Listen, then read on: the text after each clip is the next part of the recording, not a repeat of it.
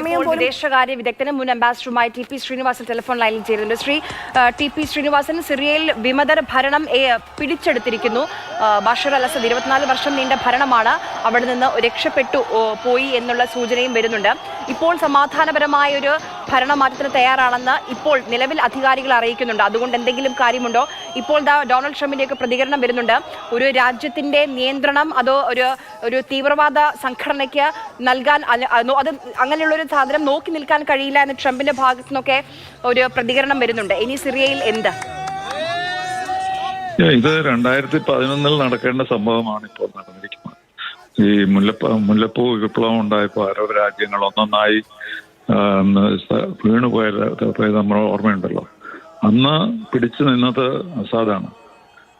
വളരെ കുറച്ച് രാജ്യങ്ങൾക്ക് മാത്രമേ ആ അറബ് വിപ്ലവത്തിൽ നിന്ന് രക്ഷപ്പെടാൻ കഴിഞ്ഞിരുന്നുള്ളൂ. അതിനുള്ള പ്രധാന കാരണം റഷ്യയാണ്. റഷ്യ അദ്ദേഹത്തെ മുഴുവനായിട്ട് സഹായിച്ചു.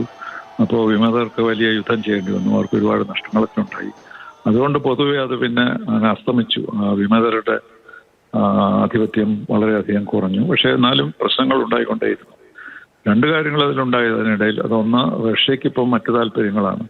ഇപ്പൊ സിറിയയിലെ കാര്യങ്ങൾ നോക്കാനൊന്നും അവർക്ക് സ്ഥിതിവിശേഷമില്ല. കാരണം യുക്രൈൻ യുദ്ധം വളരെ രൂക്ഷമായിരിക്കുന്നു. അതുപോലെ അമേരിക്ക ആണെങ്കിൽ അവർ കുറച്ച് കേർഡ്സ് ഗ്രൂപ്പിനെ സപ്പോർട്ട് ചെയ്തുവെങ്കിലും അതൊരു വലിയ സപ്പോർട്ട് ആയിരുന്നില്ല. പിന്നെ ടർക്കി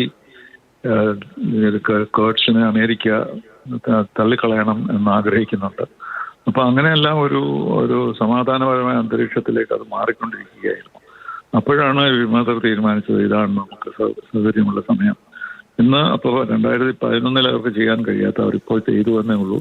അതുകൊണ്ട് ഇതിൽ അതിശയിക്കാനൊന്നുമില്ല. ആസാദ് പലപ്പോഴും ഒരു വളരെ കർക്കശക്കാരനായ പ്രസിഡന്റാണെന്നാണ് കണക്കാക്കപ്പെട്ടിരുന്നത്.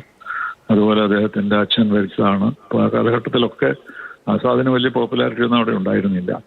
അപ്പോൾ ഇപ്പോഴത്തെ സർക്കംസ്റ്റാൻസസിൽ ഈ വിമതർ വളരെ പെട്ടെന്ന് തന്നെ ഡമാസ്കസ് ഏറ്റെടുക്കാൻ കഴിഞ്ഞിരിക്കുന്നു. കഴിഞ്ഞ 2-3 ദിവസമായിട്ട് മാത്രമേ നമ്മൾ കേൾക്കുന്നുണ്ട് അവരോരോ സിറ്റികൾ പിടിച്ചെടുക്കുന്നുണ്ട്. അപ്പൊ ഇതിൽ അതിശയിക്കാനൊന്നുമില്ല. പക്ഷെ എന്താണ് സംഭവിക്കുന്നത്? ഒരു സാധാരണ നിലയിലേക്ക് സിറിയയ്ക്ക് പോകാൻ കഴിയുമോ? അതോ ഇനി വീണ്ടും ഒരു പലായനത്തിന്റെയും ഒക്കെ കാലമാണോ വരാനിരിക്കുന്നത്?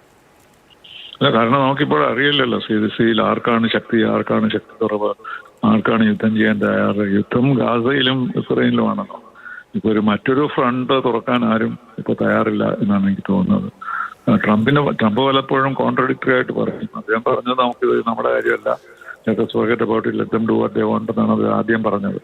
അതിനുശേഷം അദ്ദേഹം എന്താ പറഞ്ഞതെന്ന് എനിക്കറിയില്ല. പക്ഷെ ഇത് റഷ്യക്കാരവിടെ പോയി യുദ്ധം ചെയ്യട്ടെ, അവര് തളർന്നോട്ടെ, നമുക്കതിലൊന്നും ഒരു കാര്യമില്ല എന്നാണ് അദ്ദേഹം ആദ്യം പറഞ്ഞത്. പക്ഷെ അറിയാൻ പറ്റില്ല അവിടെ ഡീപ് സ്റ്റേറ്റിന്റെ അഭിപ്രായം എന്താണെന്നുള്ളതനുസരിച്ചിരിക്കും. പ്രസിഡന്റ് ട്രംപ് പറയുന്ന അദ്ദേഹത്തിന്റെ വ്യക്തിപരമായ അഭിപ്രായമാണ്.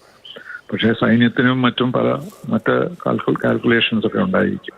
അതുകൊണ്ട് അമേരിക്ക ഒന്നും ചെയ്യില്ല എന്ന് നമുക്ക് വിശ്വസിക്കാൻ കഴിയില്ലെങ്കിൽ പോലും ഇപ്പോഴത്തെ സ്ഥിതി അവിടെ ഒരു യുദ്ധം ഉണ്ടാകാനോ മറ്റൊരു അസാധിനെ തിരിച്ചു കൊണ്ടുവരാനോ ഒന്നുമുള്ള പ്രയത്നങ്ങൾ ആരും ചെയ്യുമെന്ന് തോന്നുന്നില്ല. അറബ് ഗ്രൂപ്പിലാണെങ്കിൽ അവർ അദ്ദേഹത്തെ സഹിച്ചുകൊണ്ടിരുന്നു എന്നുള്ളത്. അറബ് ഗ്രൂപ്പിൽ നിന്ന് വലിയ താല്പര്യമൊന്നും അദ്ദേഹത്തിൽ പണ്ടും ഉണ്ടായിരുന്നില്ല. അപ്പോൾ മറ്റു രാജ്യങ്ങളെല്ലാം അധികാരം നഷ്ടപ്പെട്ടപ്പോൾ സിറിയയിൽ പിടിച്ചു നിന്നു എന്നുള്ളത് തന്നെ അദ്ദേഹത്തിന്റെ ഒരു പ്രത്യേകതയാണ് എന്നാണ് അറബ് ഗ്രൂപ്പുകൾ തീരുമാനിച്ചിരുന്നത്. അതുകൊണ്ട് അവരൊന്നും ഇദ്ദേഹത്തിന്റെ സപ്പോർട്ടിനായിട്ട് വരുമെന്നും എനിക്ക് തോന്നുന്നില്ല. അപ്പോൾ അതുകൊണ്ട് ഒരുപക്ഷെ സമാധാനപരമായ ഒരു അന്തരീക്ഷം തൽക്കാലത്തേക്കെങ്കിലും വിമതർ ഒന്നിച്ചു നിന്നാൽ സിറിയയിൽ സ്ഥാപിക്കപ്പെടും എന്നാണ് എനിക്ക് തോന്നുന്നത്. ശരി, വളരെയധികം നന്ദി ശ്രീ ടി പി ശ്രീനിവാസൻ സംസാരിച്ചതിന്.